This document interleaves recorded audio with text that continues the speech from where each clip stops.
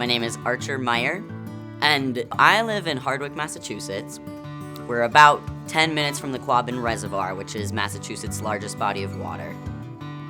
And I just moved there with my partner Marlo. And the two of us started a farm business that we're modeling it a little bit after the people that we purchased the farm from, who had been there for 5 generations as a dairy farm. So 10 years ago, they switched to being a much smaller milking herd and exclusively using that milk to make artisan cheese. So we're sticking with the cheese aspect. We're making cheese, and we're currently hauling milk from other local dairies, and we're also growing specialty cut flowers.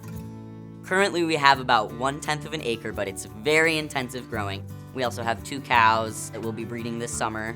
And we'll continue growing our herd slowly but surely so that we can sort of figure out what the balance will look like there. And we also have about 15 laying hens on the farm. My name is Marlo Stein, and right now we're hoping to add livestock as a larger part of the business, whether that's dairy or meat or a combination of the two.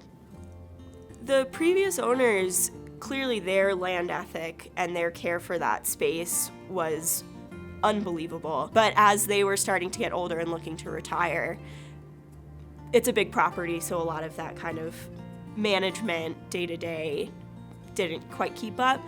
So one of the main things that we're looking at right now is invasive species.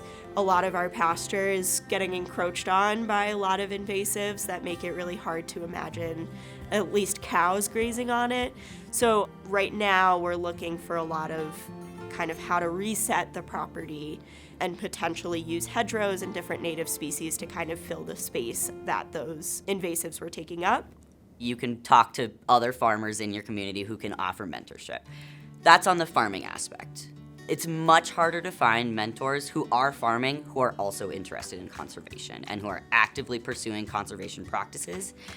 And finding out that there's a mentorship where you can connect with a farmer who is also very active in their conservation practices felt like a very rare gem to stumble upon. So we were pretty quickly like, oh, yes, this is absolutely something that will be beneficial to our business and beneficial, obviously, to the land in the long term. We are committing with this mentorship to say that conservation is going to be a key starting block of our business, and we have people who are able to guide us through that process. For me, the 2 main things that really appealed to me about doing a mentorship was I knew that I had a really strong desire to be implementing conservation practices from the start, and I had a lot of ideas. A lot of those things were things we were already planning on doing, but we didn't really know how we could take that to the next level, and we really wanted to create more of a conservation action plan, or just like our business plan from the start, so that we knew we were weaving it into our business in a way that it couldn't be detached.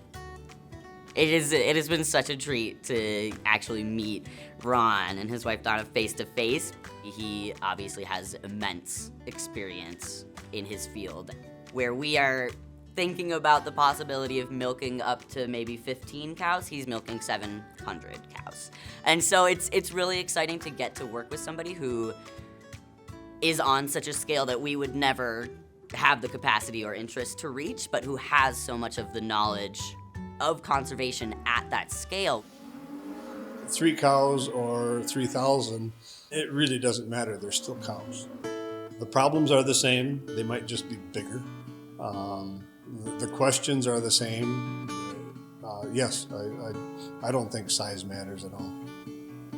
I hope that they can feel very comfortable asking me any question, whether it's related to funding or conservation, or who do I ask, or will this work?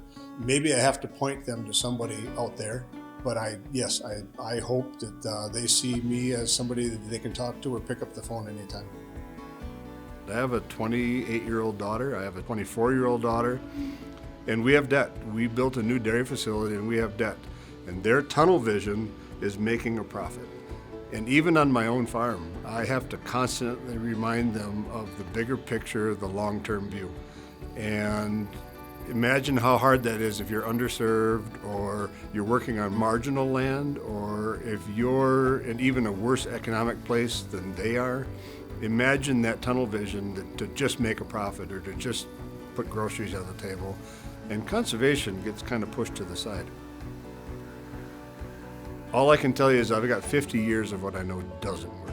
And that's what I've told my mentees. I said, I don't know if I can teach you anything new, but I can certainly teach you what doesn't work. And if I can prevent them from making the same mistakes I made, they're going to have a leg up right from the start. Not everybody's as fortunate as I was. I'm the 5th generation. I had conservationists ahead of me. Not only my grandfather, my father, a couple of bachelor gentlemen who actually left their farm to us because they appreciated the way we took care of it. This conservation ethic needs to be instilled from day one. If you're a beginning farmer or a disadvantaged farmer, this is a huge step forward to get it right from the start. And if I wouldn't have had that leg up, I don't think there's any possibility that I could stand where I am today and preach the gospel of conservation, because I had these people behind me, not necessarily telling me what to think, but just telling me what that end goal needed to look like and giving me the latitude to go out there and make mistakes. And every county has an NRCS, or every county is affiliated with an NRCS agent. They're certainly accessible online. They were instrumental in taking me to that next level. It may seem difficult to apply at first because there is some daunting paperwork, and no, it's not hard to get involved. A simple phone call, a visit to the local NRCS, or in my case, even the Land and Water Conservation Department, this is what they do, and they're more than willing to step in at any size, whether it's a small vegetable garden or whether it's a farm like this. To sort of be able to take all of that knowledge and all of the practices that he's explored and has worked with and be able to scale those down to what we're doing is just so exciting and wonderful. And he's a total open book. He'll share anything, anytime that you're looking for. He's always open to questions. He's made himself very, very available to us, even from Wisconsin to Massachusetts. Having someone who has gone through that and made mistakes to help guide us and also to hold us accountable to those things felt like a really big opportunity. And then we also knew, I've heard a lot about different NRCS and USDA funding and had no idea where to start with that. So knowing that there was someone who could help guide us through programs that would best fit us, programs that best worked for them, and even just someone to read applications or things like that as we're starting to navigate that process feels like a huge gift.